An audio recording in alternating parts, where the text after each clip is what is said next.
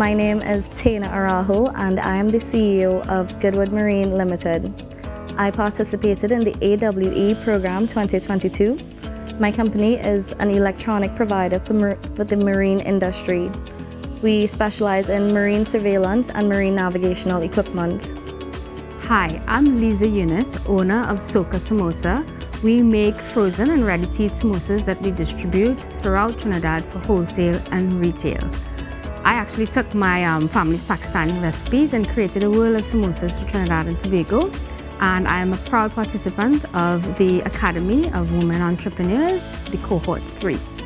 Hi, my name is Akina Kublal. I'm an author and the owner of Akina Kublal Events and Personal Development Agency. At my business, I do corporate workshops, business etiquette training, and personal development consulting and training.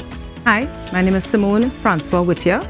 I'm an attorney at law, but more importantly, I am the owner of Indie Lime TT Artisanal Liqueurs and Cocktails. So we make drinks for parties for any event. I am Shan Coffee Young, founder and CEO of Sile Environmental, a social enterprise with a mission to transform the way you think and act towards waste. My name is Celise Haynes Romani. I'm an attorney at law and founding attorney at law at Titan Chambers and an author and entrepreneur. Hi, I'm Jeunesse Pouchat and I'm the founder of the Youthful Vegan, which is the first vegan establishment in Trinidad and Tobago. And my business is focused on creating delicious plant-based food and recipes and promoting living a conscious and more eco-friendly lifestyle. Hi, my name is Sarah Gopal. I am co-founder and managing director of 4D's Pamprish Eggs Limited.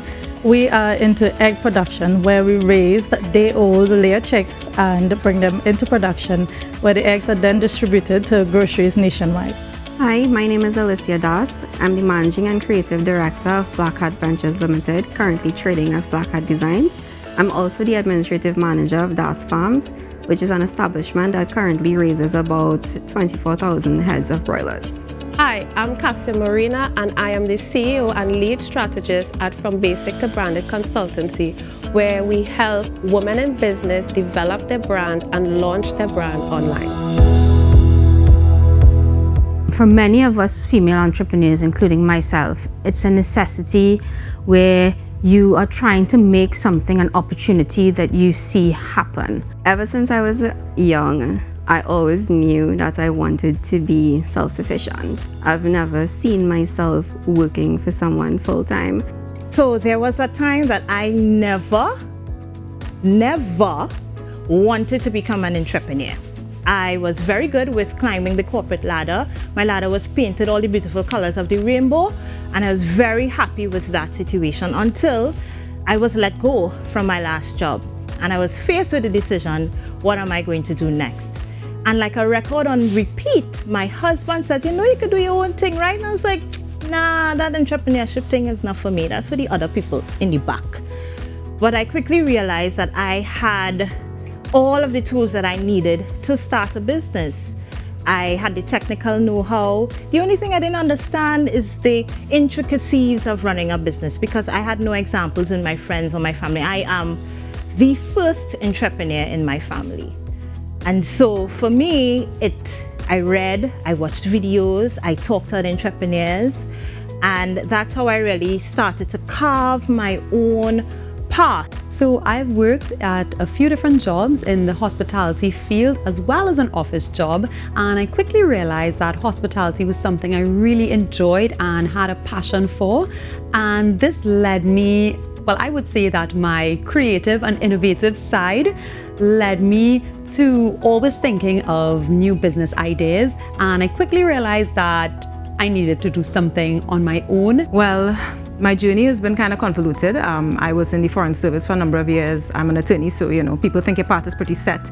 But I realized I wasn't feeling very fulfilled, and I don't like other people having control of my time. So I found something that I was really passionate about, that I was pretty good at, and it took off from there. I became an entrepreneur because I simply did not have a choice. I was faced with the very unfortunate circumstance of being unemployed at a critical time in my life, and I needed to find a way to sustain myself and family.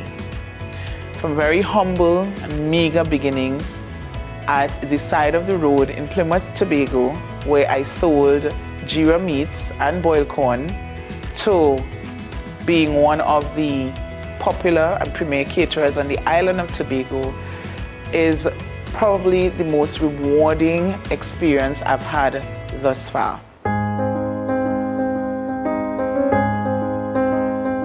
If I had to describe my entrepreneurship journey in one word, it would be resilience.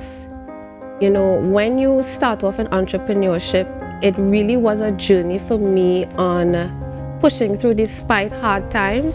I started out because I am a mother of 2 and I wanted a way to work from home, make my own money, be independent. I would describe this journey as enriching because it's been very challenging yet rewarding at the same time, and I've had to be very resilient in this journey because of COVID. It has put a huge damper on a lot of productivity and work that could have been done.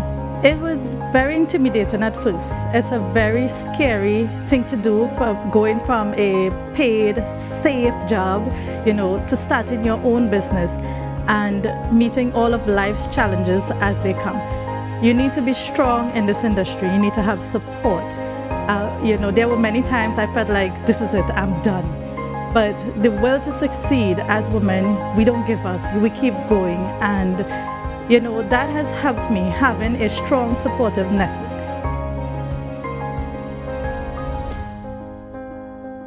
The biggest lesson that I had to learn in entrepreneurship was that it will humble you really, really quick.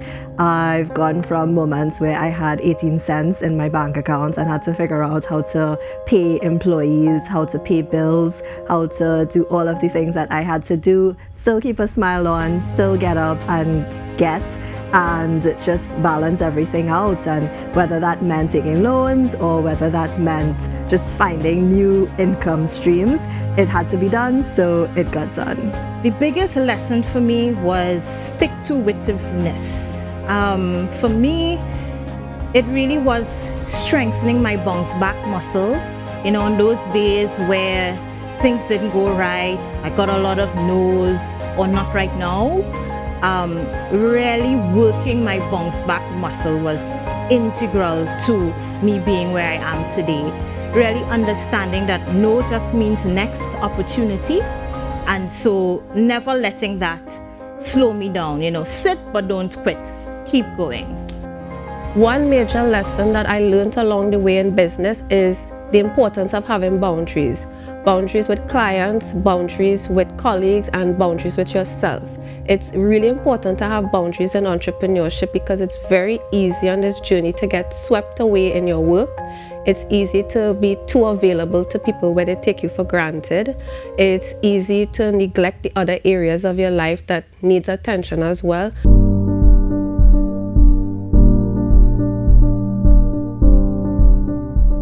What motivates me to continue on this journey is just the fulfillment that I feel when I do training with women and they just leave feeling so empowered.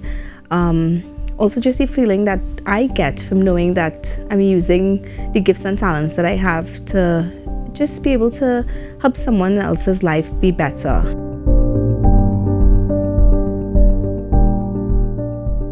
When I think about Women Entrepreneurship Week, and Entrepreneurship Day, because it's Entrepreneurship Week right now, it really brings a lot of things into perspective. Earlier I spoke about, wanting to do a business for our family. And in 2021, we lost our son.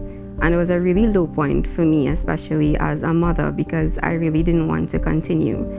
And being able to work and invest myself into my passion, it helped me to cope a lot. So this actually means a lot to me, because to some people, entrepreneurship may just be another job. It may just be a way of earning money.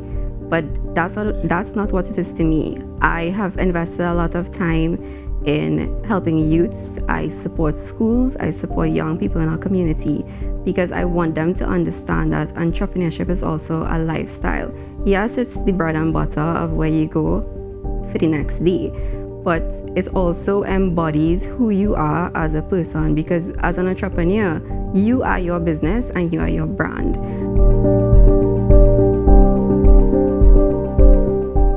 When I hear choose women, I hear another option to men.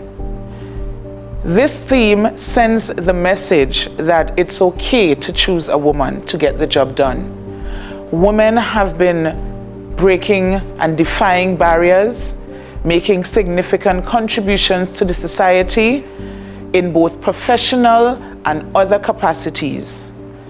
We need an opportunity, we need platforms so that we can foray into the fields and make a difference in only a way that women can.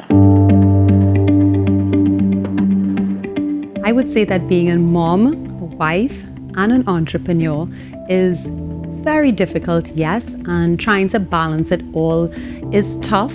However, it's definitely doable.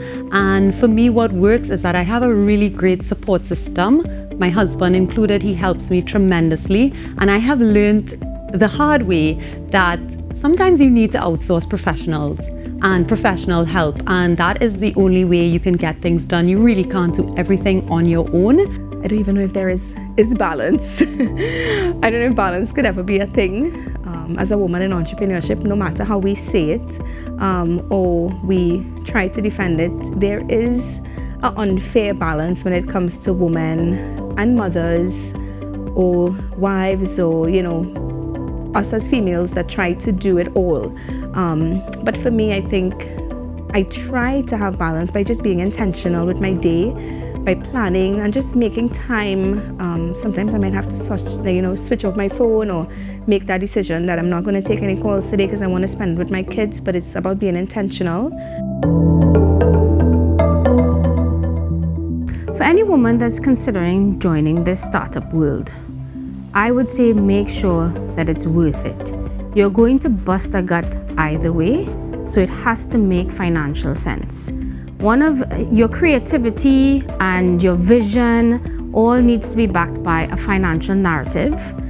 You have to be able to tell that story as well as you tell the story of what motivates you and what drives you. So get yourself literate on the business plan that you have and find out how you can make your project or your business idea scalable. The advice I would give to any new entrepreneur, it's you have to have a thick skin, passion for what you're doing, and also never think that failure is the end. Failure is only the beginning, and it can also open new opportunities for you, as well as not all failure leads to a destination, but it gives you better knowledge on how to move forward in the future.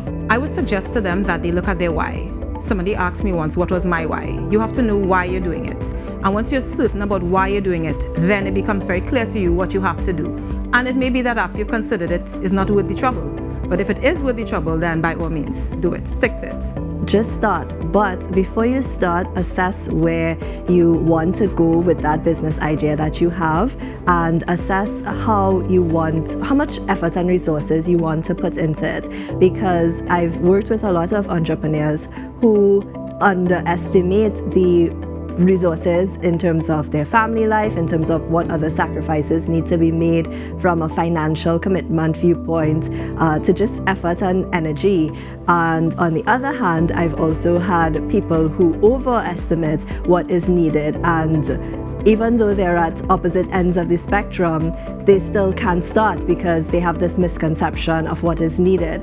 So give it time, do your research, and also just start. Like, the first step is always the most important. Happy Women's Entrepreneurship Day. Happy Women's Entrepreneurship Day. Mwah! Happy Women's Entrepreneurship Day. Happy Women's Entrepreneurship Day. Happy Women's Entrepreneurship Day, ladies. You got this. Happy Women's Entrepreneurship Day. Happy Women's Entrepreneurship Day. Happy Women's Entrepreneurship Day.